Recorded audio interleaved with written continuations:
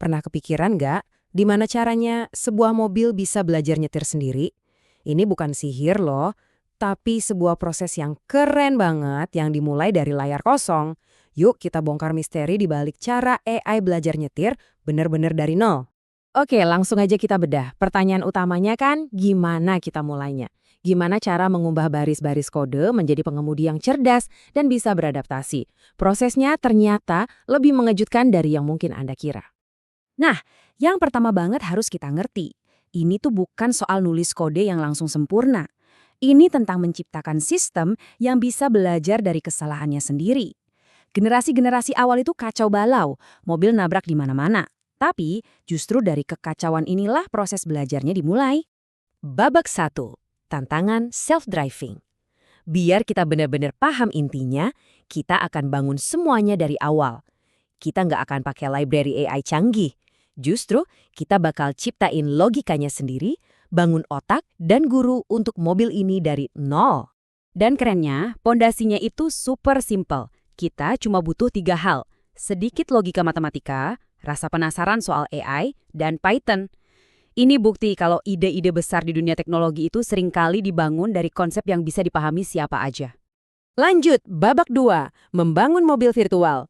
Ya iyalah, sebelum kita ajarin nyetir, kita butuh mobilnya dulu kan?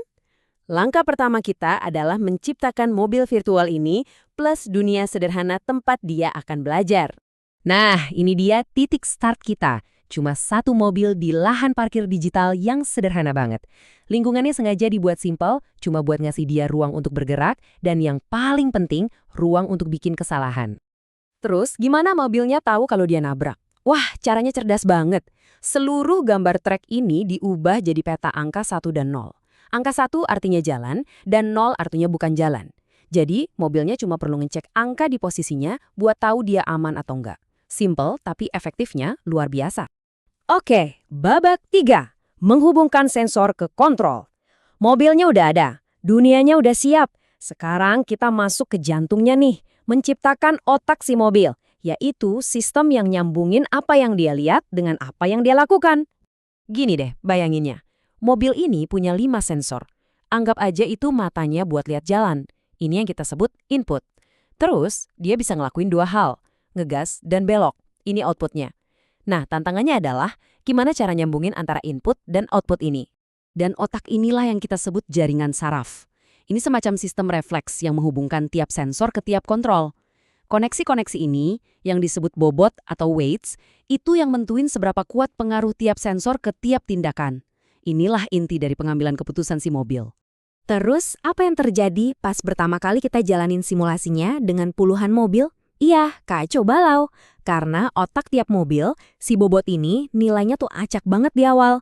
Ada yang muter-muter doang, ada yang langsung nabrak, bahkan ada yang nggak gerak sama sekali. Ini ngebawa kita ke sebuah filosofi yang penting banget. Di sistem yang serba acak dan kompleks kayak gini, tujuannya itu bukan kesempurnaan. Nggak ada satu set bobot yang paling benar. Tujuannya adalah nemuin solusi yang cukup baik, mobil yang bisa nyelesain tugasnya dengan efektif meskipun caranya nggak elegan. Masuk babak 4. Gimana AI belajar? Oke, kita udah punya otaknya, jaringan saraf. Tapi otak kan perlu diajarin. Nah, sekarang kita butuh komponen krusial kedua, si guru. Dan cara si guru ini ngajar itu terinspirasi langsung dari alam. Nah, ini nih bagian yang paling bikin kaget. Proses belajarnya itu nggak terjadi pas mobilnya lagi jalan. Justru sebaliknya, proses belajar baru dimulai setelah semua mobil berhenti atau nabrak. Bayangin aja pelatih bola yang nonton rekaman pertandingan, bukan teriak-teriak dari pinggir lapangan. Sistem menganalisis seluruh performa satu generasi untuk membuat generasi berikutnya jadi lebih baik. Jadi proses latihannya itu berulang-ulang. Jalan dalam putaran, atau ronde. Mobilnya jalan, gagal, rondenya selesai. Terus di antara ronde-ronde itulah keajaibannya terjadi. Sistemnya belajar, dan ronde berikutnya dimulai dengan sekelompok mobil yang lebih jago. Proses ini namanya algoritma genetika, dan cara kerjanya persis kayak evolusi di alam. Pertama, sekelompok mobil dilepas. Yang gagal, ia mati. Terus, sistem milih yang terbaik. yang paling jauh jalannya. Nah, otak-otak terbaik ini kemudian dikawinkan buat menciptakan generasi baru yang mewarisi sifat-sifat bagus tadi. Inilah yang namanya survival of the fittest versi digital, diulang ribuan kali. Kalau mau lihat teknisnya, perkembangbiakan itu kayak gini.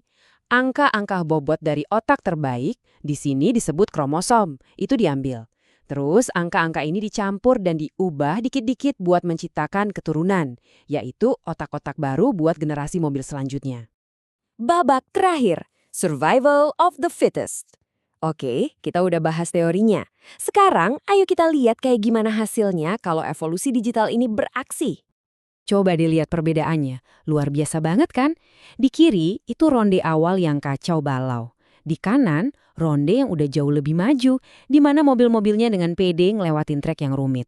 Ini bukti nyata betapa kuatnya proses berulang ini. Dari sesuatu yang acak, muncul kecerdasan. Jadi, kalau kita simpulkan, intinya cuma satu. Sistem yang kita bangun ini punya dua bagian. Ada jaringan saraf yang jadi otak refleksif buat tiap mobil, dan ada algoritma genetika yang jadi gurunya yang secara sistematis bikin otak-otak itu makin pintar dari generasi ke generasi. Dan ini poin yang paling penting. Tujuannya itu bukan bikin mobil ngapalin satu trek, kayak kita ngikutin GPS buta. Tujuannya itu ngajarin dia skill buat bereaksi sama kondisi jalan. Ini bedanya antara ngapalin jawaban ujian sama beneran paham materinya. Nah, inilah yang bikin mobil ini bisa dilepas di trek baru dan tetap bisa nyetir. Prinsip dasar buat mobil otonom di dunia nyata. Nah, ini ngebawa kita ke sebuah pertanyaan besar. Kalau prinsip evolusi yang sesimpel ini aja bisa ngajarin mobil nyetir dari nol, coba bayangin, masalah apa lagi yang bisa dipecahkan AI dengan pendekatan serupa di masa depan?